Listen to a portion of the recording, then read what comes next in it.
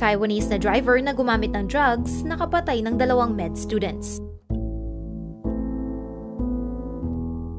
Ang traffic accident na ito ay nangyari sa isang intersection sa Pingzhen Village, Taoyuan County.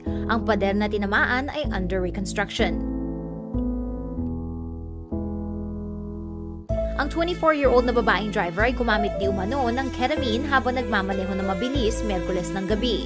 Hindi niya napansin ang mga nangyayari sa kanyang paligid at hindi siya nag-brake sa red light. Nabangga niya ang 2 medical school students na nakasakay sa isang scooter. Napalipad sa area ang mga babae bago sila bumagsak sa kalsada.